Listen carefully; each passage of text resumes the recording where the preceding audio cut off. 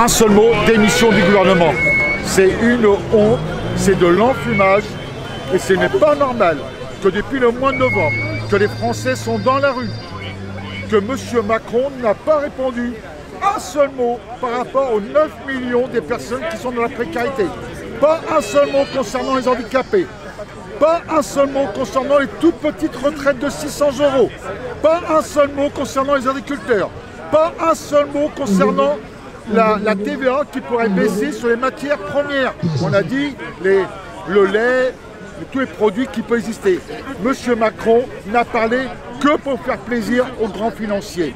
Dernier point, sur la justice fiscale, moi j'attendais ce soir un grand signe fort de chasser de France tous ceux qui faisaient de l'évasion fiscale. Les Japonais ont bien réussi avec le patron de Renault et nous on n'est pas capable de le faire. Voyez.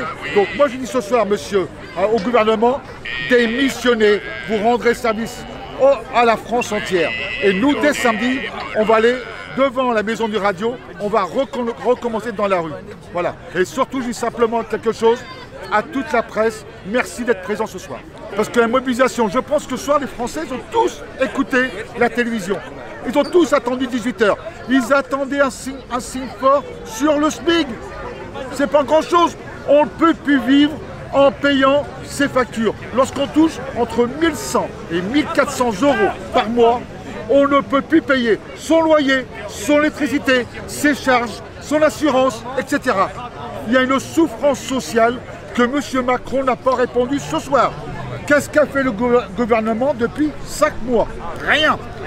Et on nous dit ce soir, on va attendre la fin de l'été, on va attendre le mois de janvier, et on va attendre 2021. Non, non, stop, à un moment ou à un autre, il y a un respect. Il y a un respect de toute cette France qui souffre. Les Français en ont marre d'avoir leur frigo qui soit vide le 15 de chaque mois. Il y a des placards qui sont vides. Allons voir dans nos campagnes comment vivent les gens. Après, on comprendra pourquoi on est là ce soir. Eh bien, moi, je suis fier ce soir d'être encore gilet jaune et on y sera encore des semaines et des semaines s'il le faut. Aujourd'hui, qu'est-ce qui s'est passé depuis maintenant 20 ans? Les richesses n'ont pas été redistribuées à travers une répartition parmi tous ceux qui font de la production. Aujourd'hui, qu'est-ce qu'on a dit aux Français? Tu travailles 35 heures, je donne 1100 €. Non, les gens aujourd'hui ont dit, je travaille 35 heures, au moins que j'ai au moins 1600 €, au moins que je puisse me défendre pour payer mes factures. Eh bien, le travailler plus, c'est pas ça. Il a fallu qu'on soit dans la rue pour avoir des heures supplémentaires défiscalisées. Mais aujourd'hui, ce n'est pas suffisant. Les 39 heures de travail, soit qu'on les paye à 1800 € pour que tout le monde soit équitable, mais aujourd'hui, il y a toute une France qui veut rester aux 35 heures. Elle n'a pas été écoutée ce soir. Eh bien, pour les prochaines semaines, vous inquiétez pas. On a prévu déjà plein de actes nouveaux. Dès samedi, on sera devant la maison de la radio, on sera devant TF1, on sera devant toutes les télévisions. Ouvrez-nous les portes, donnez-nous la parole à toutes les personnes qui souffrent. On vous demande que ça samedi. Pas la peine de faire autre chose. Et on va aller maintenant jusqu'à d'autres sorties. Et on a prévu d'aller jusqu'à l'acte 53 qui est prévu déjà le 16 novembre. Vous voyez qu'on est déjà prêt. Et si ça continue, on ira jusqu'au premier tour des élections présidentielles en étant dans la rue tous les samedis. On ne se taira plus aujourd'hui. Soit que le gouvernement démissionne, ou soit qu'on continuera dans la rue. Ce soir, c'est une insulte qui a été faite par rapport au gouvernement français, par rapport à tout ce peuple qui est dans la rue. Moi, tous les ans, je suis présent au 1er mai. Ce sont quand même des ouvriers qui souffrent. C'est une France qui souffre, qui est dans la rue. Elle n'est pas assez écoutée. Et bien nous, le 1er mai, on sera aux côtés de tous les syndicats.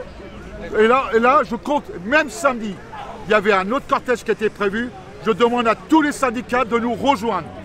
Et qu'on fasse tous une convergence ensemble, de manière que Paris soit en jaune, que Paris soit fort. Voilà.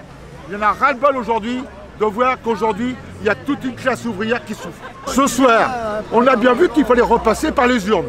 Sauf qu'il a peur de le faire. Parce qu'il va se prendre une tôle comme jamais il en a pris. Il faut repartir avec une nouvelle équipe.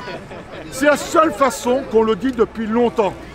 Nous, on avait dit au départ, le 24 novembre, quand on avait pris les premiers jets de bombes de désaclement, on avait dit, faites-nous un Grenelle du pouvoir d'achat et de la justice fiscale.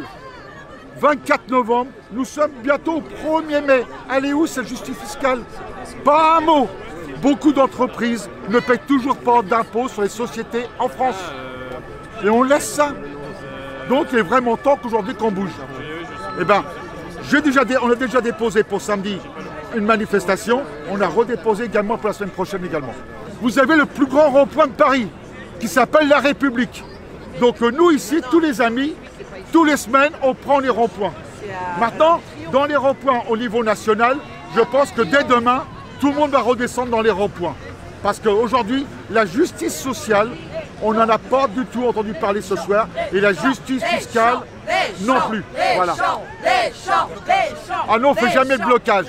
S'il y a blocage, c'est-à-dire que c'est déclaré en préfecture. Et si on doit faire blocage, ça serait sur les Champs-Élysées. Et ce n'est pas normal. Ce n'est pas normal que dans le droit manifesté du 23 octobre 1935, qu'on nous a interdit les Champs-Élysées. De quel droit un ministre de l'Intérieur peut nous interdire le droit de manifester sur les Champs-Élysées? Dernièrement, j'ai vu, on a tous vu, que des groupes de jeunes, pour défendre une musique, une culture, et c'est normal, on peut prendre les Champs-Élysées un vendredi soir. Et le fait que nous soyons en gilet jaune, on n'a pas le droit. Voyez la différence. C'est où cette France où le droit de manifester est autant bafoué?